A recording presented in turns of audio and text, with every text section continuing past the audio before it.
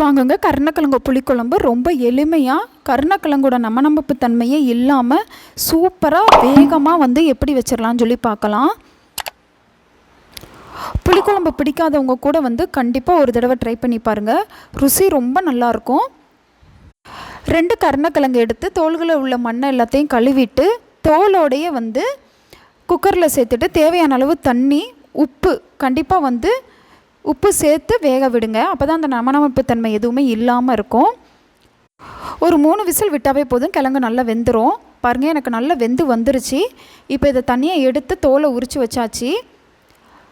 தோலை உரித்ததுக்கப்புறம் இந்த தோலை கூட சட்னி வைக்கலாம். நாங்கள் மறுநாள் இட்லிக்கு சட்னி வச்சு சாப்பிட்டோம். இந்த மாதிரி சின்ன சின்ன பீஸாக கட் பண்ணி வச்சுக்கோங்க. அவ்வளோதான். இப்போ குழம்புக்கு ஒரு மிக்ஸி ஜாரில் ஒரு 100 போல் சின்ன வெங்காயம் சேர்த்துக்கலாம். மீடியம் சைஸ் தக்காளி 2 சேர்த்துட்டு ரஃப்பாக கட் பண்ணி சேர்த்துட்டு அதே மிக்ஸி ஜாரில் போட்டு குறைன்னு அரைச்சிட்டு வந்துக்கோங்க. மையம் அரைக்கக்கூடாது. தேவையான அளவு புளி எடுத்து தண்ணி ஊற்றி ஊற வச்சுக்கலாம். வடச்சட்டி காயவும் எண்ணெய் சேர்த்துக்கோங்க. எண்ணெய் நமக்கு காயவும் கடுகு போட்டுக்கலாம். கடுகு பொரிஞ்சு வரவும் வெந்தயம் சேர்த்துக்கலாம். வெந்தயமும் பொரிஞ்சு வரவும் கருவேப்பிலை சேர்த்துக்கலாம். நல்லா வதக்கிக்கலாம் கருவேப்பிலையை. நீங்கள் ஃபஸ்ட்டே தாளித்து ஊற்றாமல் லாஸ்ட்டு கூட தாளித்து ஊற்றிக்கலாம். அதாவது எண்ணெய் சேர்த்துட்டு இப்போ நம்ம சேர்க்க போகிறோம்ல வெங்காயம் தக்காளி விழுது, அதை சேர்த்துட்டு அப்படியே குழம்பு வச்சு லாஸ்ட்டு தாளித்து ஊற்றிக்கோங்க. 2 டைப்லேயும் பண்ணலாம். நமக்கு இந்த தக்காளி வெங்காயம் விழுது நல்லா கலர் மாறி நல்ல தண்ணியெல்லாம் போய் சூப்பராக எண்ணெய் பிரிஞ்சு வர வதக்கணும். பாருங்கள், நம்மளுக்கு நல்லா வதங்கி கலரே மாறி சூப்பராக இருக்கும்.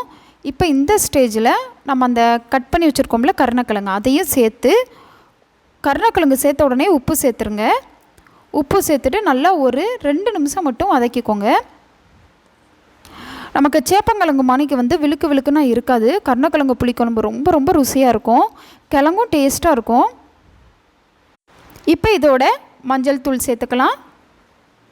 புளிக்குழம்பு பொடி சேர்த்துக்கோங்க. உங்கள் காரத்துக்கு ஏற்ற மாதிரி சேர்த்துக்கோங்க. இப்போ ஒரு அரைச்சல் போல் தேங்காய் எடுத்து தேங்காய் பால் எடுத்து வச்சுருக்கோம். அதையும் இதோடு சேர்த்துக்கலாம். புளி ஊற வச்சதையும் நம்ம கரைச்சி ஊற்றிக்கலாம். சேர்த்துட்டு நல்லா ஒரு தடவை கலந்து விட்டுக்கோங்க. கலந்து விட்டு பார்த்தீங்க அப்படின்னா எனக்கு குழம்பு நல்லா கெட்டியாக இருக்குது. அதனால் குழம்புக்கு தேவையான அளவு தண்ணி சேர்த்துக்கலாம்.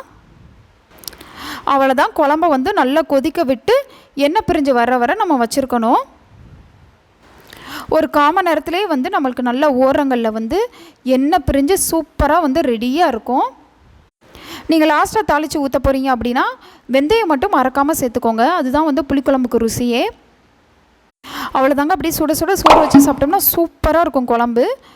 ஃபேஸ்புக்கில் இன்ஸ்டாகிராம்லேயே ரவினா சமையலை ஃபாலோ பண்ணுங்கள். சேனலை சப்ஸ்கிரைப் பண்ணுங்கள். ஓகே, பாய்.